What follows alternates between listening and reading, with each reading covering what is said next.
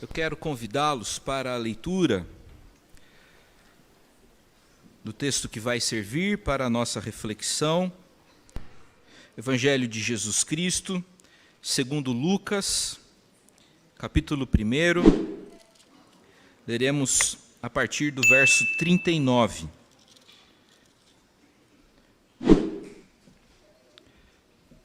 Evangelho de Jesus Cristo, segundo Lucas, capítulo 1, leremos a partir do verso 39.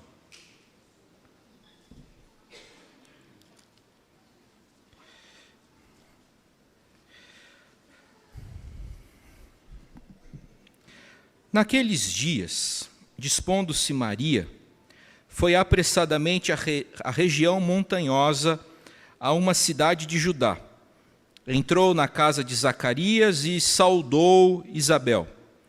Ouvindo esta a saudação de Maria, a criança lhe estremeceu no ventre. Então Isabel ficou possuída do Espírito Santo e exclamou em alta voz: Bendita és tu entre as mulheres, e bendito o fruto do teu ventre. E de onde me provém que me venha visitar a mãe do meu Senhor? Pois logo que me chegou aos ouvidos a voz da tua saudação, a criança estremeceu de alegria dentro de mim. Bem-aventurada a que creu, porque serão cumpridas as palavras que lhe foram ditas da parte do Senhor. Pai querido, Pai celestial, nós compreendemos que o Senhor se revelou especialmente por meio da Escritura.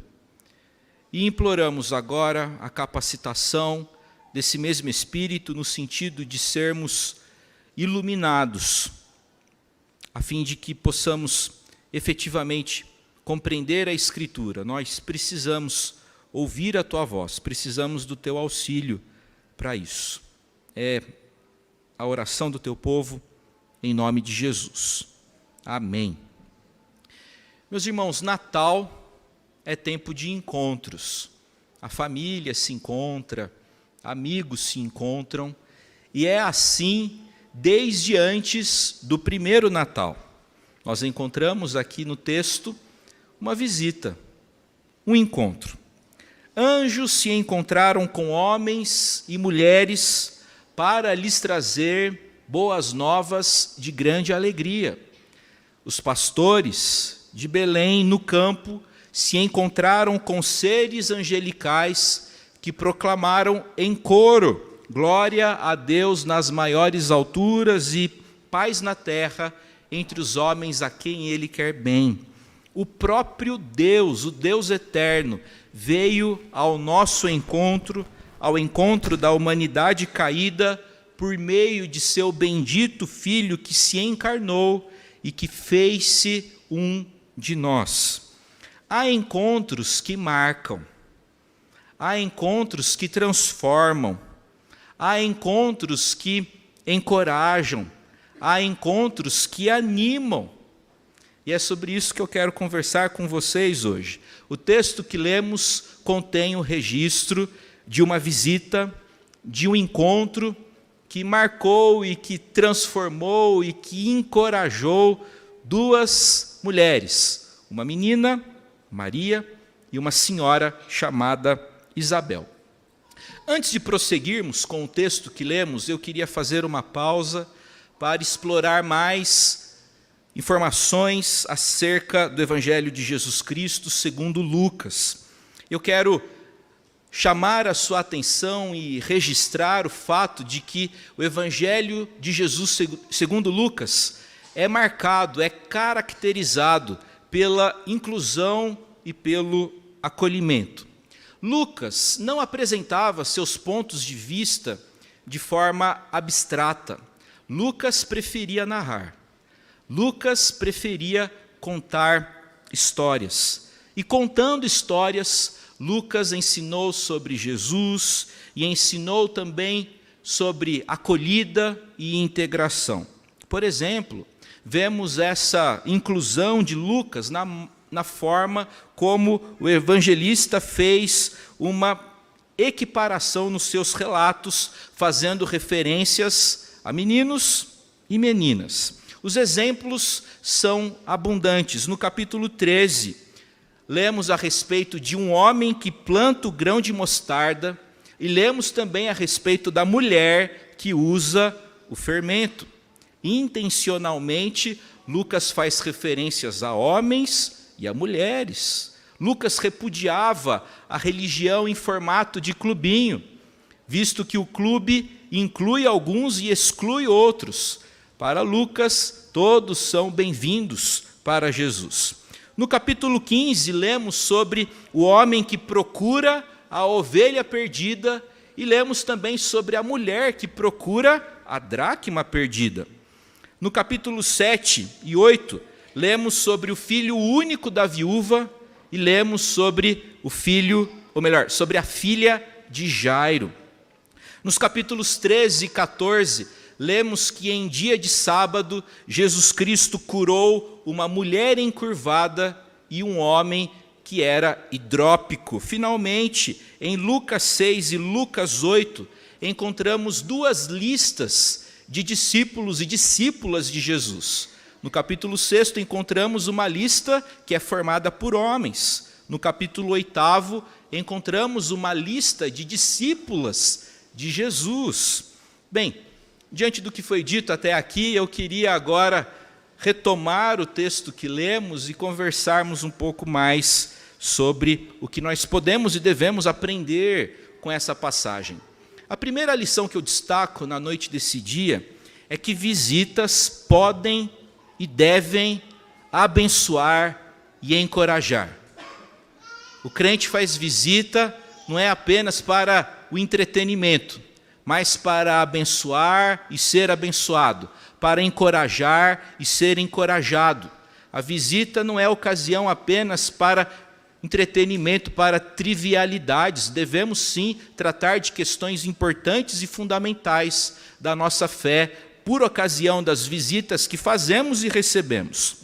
No 6º mês da gestação de Isabel, o anjo Gabriel foi enviado a Nazaré para anunciar o nascimento de Jesus.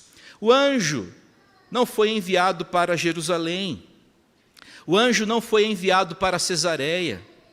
O anjo não foi enviado para Cafarnaum, cidades importantes em Israel. Tampouco o anjo foi enviado para Roma, a capital do império. O anjo do Senhor, o anjo Gabriel, foi enviado para uma vila pequenina, sem muita importância, sem muita expressão política, econômica, tampouco histórica. O anjo do Senhor é enviado para aquele vilarejo da Galileia. Ali em Nazaré, o anjo procura por uma menina, possivelmente uma adolescente, com 16, 17, 18 anos. E ao encontrá-la, o anjo a saúda, dizendo: alegra-te, muito favorecida, o Senhor é contigo. Verso 28 do capítulo 1. O anjo Gabriel saúda uma mulher. Saudações a mulheres naquele período eram incomuns, todavia, naquela ocasião, naquele dia, o ser angelical saudou a menina Maria. Maria se assustou com aquilo. Maria se assustou com aquele ser inesperado e com a mensagem que ele trouxe. Maria não compreendeu imediatamente aquelas palavras. Maria era despretensiosa, como gente importante e especial geralmente é. O medo, o pavor, a ansiedade de Maria só começaram a diminuir quando o anjo do Senhor disse para ela: Maria, não temas, porque achaste graça diante de Deus. Lucas capítulo 1, verso 30. Maria é muito favorecida por Deus, pois o Eterno resolveu derramar sobre ela abundantemente da sua graça e da sua misericórdia. Em se tratando desse personagem bíblico, em se tratando de Maria, a tendência das pessoas é cair em dois extremos: ou a exaltam acima de Jesus, ou a ignoram e não lhe dão a importância que merece. Naquele dia especial, o anjo Gabriel não saudou autoridades romanas, não saudou autoridades políticas, não saudou autoridades religiosas, mas saudou uma menina simples que tinha o coração piedoso.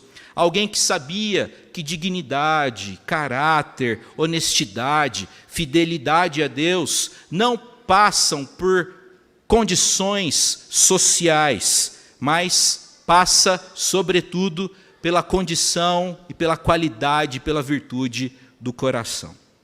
Depois de ouvir por meio do anjo o que o Senhor iria fazer por intermédio de sua vida, Maria diz sim. E esse sim de Maria é muito importante e é um exemplo para nós. Ao ser vocacionada, ao ser desafiada pelo Senhor, Maria responde positivamente. Maria diz sim, aqui está a serva do Senhor, que se cumpra em mim conforme a tua palavra. Lucas capítulo 1, verso 38. Aquela visita do anjo à menina Maria mudou completamente a sua vida e mudou completamente a história da humanidade. A história prossegue de modo que no verso 39 nós somos informados a respeito de uma outra visita. Inicialmente o anjo Gabriel visita Maria em Nazaré. Agora é a vez daquela que foi visitada visitar. Agora é hora de Maria ir para as regiões montanhosas de Judá, a fim de visitar Isabel, sua parenta. Uma vez informada de que seria mãe e de que sua parenta Isabel também daria à luz a um filho dentro de 3 meses, a Escritura diz no verso 39 que Maria põe-se a andar apressadamente. Ela acabou de saber que estava grávida, que era gestante, e depois de saber disso, ela tem pressa de ir ter com Isabel e Zacarias, seus parentes. Ela pôs-se a caminhar, uma caminhada de mais de 100 quilômetros, rumo às regiões montanhosas de Judá, e ali ela permaneceu, como lemos há pouco, cerca de 3 meses. A casa daquela família amiga e de gente mais experiente, Isabel e Zacarias, e que de certa forma passa por uma situação parecida de gestação, digamos, atípica e anormal, representa para Maria um espaço de segurança. Maria se sente acolhida ali naquele ambiente familiar. E ela quer aprender, e ela quer usufruir da experiência de Maria, que tem mais tempo de vida e que tem mais experiência de barriga também, visto que já se encontra no 6º mês de gestação. Meus irmãos, Lucas quer demonstrar que a bênção do Senhor é para todos. Lembram-se daquela história de inclusão? Lembram-se daquela história de integração? Lembram-se desse traço do evangelista Lucas de incluir e de acolher a todos? Vemos isso aqui, inclusive. Maria vem da Galileia, uma região fértil. Zacarias e Isabel vêm das montanhas de Judá. Maria é virgem e jovem. Isabel é estéril e idosa. Maria tem potencialidade para ser mãe. Isabel, não. Mas pela vontade divina, pelo poder do alto, as duas, tanto a menina como a senhora, geram vida em seus ventres. Vamos exercitar um pouco a nossa imaginação. Que implicações teriam esses acontecimentos naquela ocasião? O que diriam as pessoas ao verem a menina e a senhora grávidas? Como enfrentar os olhares de julgamento e os sussurros e os cochichos maliciosos da vizinhança ao observar o modo inusitado com que elas haviam concebido? Por meio dessas histórias, Lucas mostra quanta coisa boa e especial pode acontecer dentro do contexto de um lar. Lucas ama o doméstico. Lucas ama o cenário doméstico. Ele mostra o anjo enviado de Deus nas alturas, na sala de uma casa simples. Para Lucas, é na nossa casa que o extraordinário de Deus visita-nos e ressignifica o ordinário de nossas vidas. Muitas vezes achamos que as grandes coisas da vida acontecem fora de casa, na igreja, no buffet, na faculdade, no tribunal. Ok, coisas legais acontecem nesses ambientes, mas o Senhor trabalha em nossas vidas e nos visita, e nos abençoa, e nos quebranta, e nos fortalece, muitas vezes é lá em casa, é na cozinha enquanto a gente lava a louça, é no quarto enquanto a gente troca a criança, é na garagem enquanto a gente limpa aquele xixizinho que o cachorro fez na roda do carro. Enfim, é nesses ambientes que nós somos abençoados e fortalecidos e desafiados pelo Senhor. Meus irmãos, Deus surpreende-nos com a sua visita. E talvez essa poderia ser a nossa ênfase com essa passagem, a visita que é surpreendente. Deus encontra uma maneira bela e suave de achegar-se à sua criação por intermédio de seu Filho, que se achega até nós e visita-nos como um ser humano pleno. Podemos afirmar com certeza que Deus quis estar mais próximo daquilo que Ele tanto amou e ama, e a maneira que Ele encontrou para fazer isso é encarnando-se. Deus virou menino, Deus virou gente. Visitas, meus irmãos, são especiais. E eu pergunto, qual foi a última vez que você visitou alguém para encorajar? Qual foi a última vez que você se dispôs a receber uma visita em casa? E eu tenho plena certeza de que você, assim como eu, já teve a experiência de ir visitar alguém para consolar e sair de lá consolado. Foi o que aconteceu com Maria. Ela foi visitar Isabel para a encorajar e ela saiu de lá encorajada. Ambas se encorajaram. A Escritura ensina que há muitas bênçãos reservadas para aqueles que compreendem a importância, bem como a necessidade da hospitalidade. Nós lemos em Hebreus capítulo 13, verso 2, o seguinte: não negligencieis a hospitalidade, pois alguns praticando-a, quem se lembra, sem o saber, acolheram a anjos. Eu quero anjos lá em casa. Eu quero anjos do Senhor lá em casa. Eu quero a presença do Todo-Poderoso Deus lá em casa.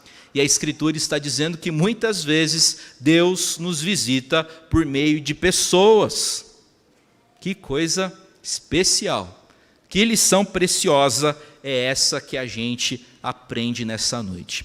Visitas podem abençoar e encorajar. Primeira lição.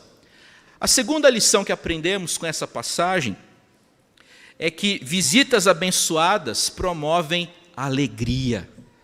É o que aconteceu naquela ocasião com Isabel, com João Batista, que ainda era nenezinho, aliás, nem nascido ainda, João Batista nem havia nascido ainda, e o texto também registra a alegria da própria Maria. O texto aponta para o fato de que houve muita alegria em virtude daquela visita abençoada e abençoadora. O tema principal desses versos é alegria.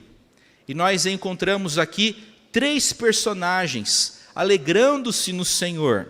Refiro-me a Isabel, a João Batista e a própria Maria.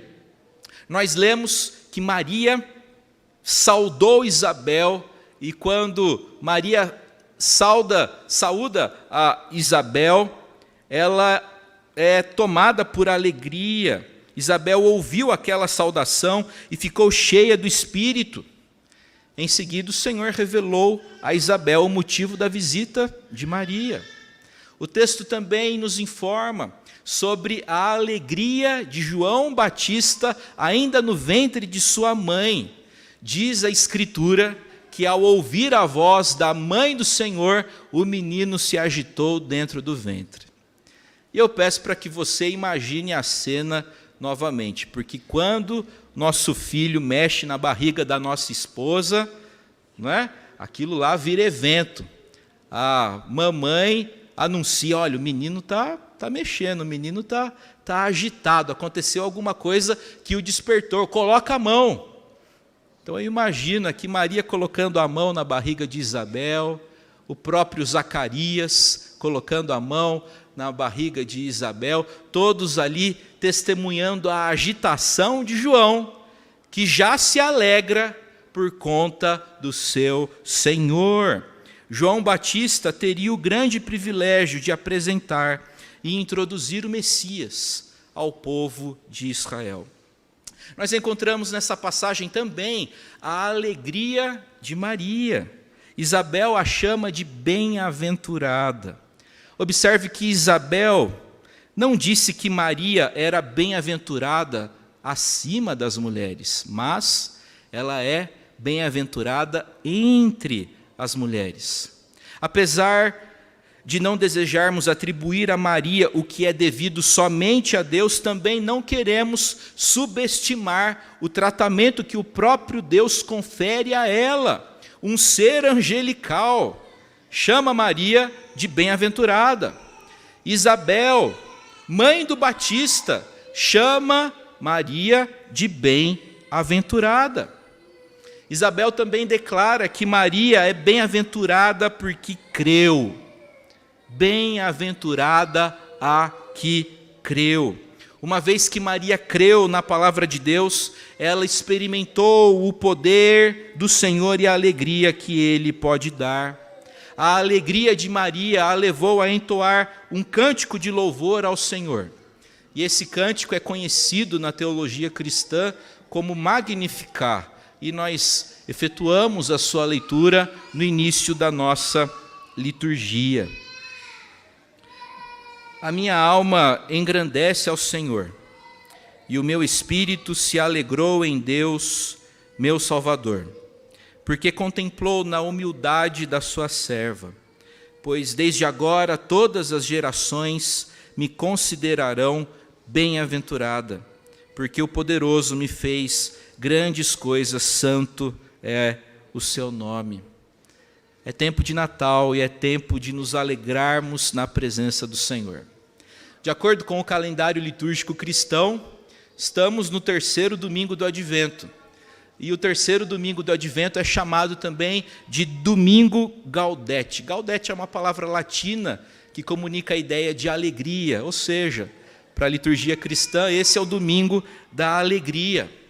A alegria desse dia é aquela decorrente da proximidade e do interesse de Deus por nós. Essa certeza de que o Senhor está próximo de nós, de que Ele se interessa por nós, deve encher o nosso coração de alegria. Ensina a Sagrada Escritura: alegrai-vos sempre no Senhor, outra vez digo, alegrai-vos. A nossa alegria não vem de uma ou muitas coisas. A nossa alegria vem de uma pessoa, Jesus Cristo. A nossa alegria está concentrada, centrada em Cristo. Quem tem Jesus, e apenas quem tem Jesus, pode experimentar da verdadeira alegria. No texto que lemos, Jesus é o motivo da alegria de Isabel, Jesus é o motivo da alegria de João Batista, e Jesus é o motivo da alegria de Maria. Ainda que o crente não se alegre nas circunstâncias, quando está passando por aflição, tristeza ou dor, ele pode e deve se alegrar em Deus. Meus irmãos, o saudoso Rubem Alves compreendia que há um jeito fácil de saber se o que nós estamos experimentando é alegria ou prazer. Rubem Alves dizia que bastava prestar atenção ao corpo. Se ele for ficando cada vez mais pesado, é apenas prazer. Mas se ele for ficando cada vez mais leve, é porque aquilo que estamos experimentando é alegria. O meu desejo é que nesse tempo de Natal e em toda a vida, que todos aqui experimentem dessa alegria que só Jesus pode oferecer. Meu desejo é que todos fiquem mais leves. Pelo menos espiritualmente e emocionalmente é possível ficar mais leve, né? Então, nos concentrando no Senhor, a gente tem condições de a gente pode experimentar dessa alegria. Eu quero concluir essa reflexão dizendo o seguinte: o encontro de Maria e Isabel também foi marcado por encorajamento mútuo. Maria foi encorajar Isabel e saiu de lá encorajada por ela. Houve ali encorajamento mútuo. Isso já aconteceu com você, isso já aconteceu comigo diversas vezes. E visita boa é visita sim, quando tanto quem recebe quanto quem visita são abençoados. De igual modo, nos encontros de todos os dias é preciso nos lembrarmos da importância de nos darmos efetivamente ao outro, de nos perdoarmos e de construirmos relações verdadeiras e saudáveis. Que o bom Deus derrame sua graça sobre nós e que todos nós experimentemos dessa alegria e dessa leveza que só o Senhor Jesus pode dar. Que o Senhor nos fortaleça. Amém.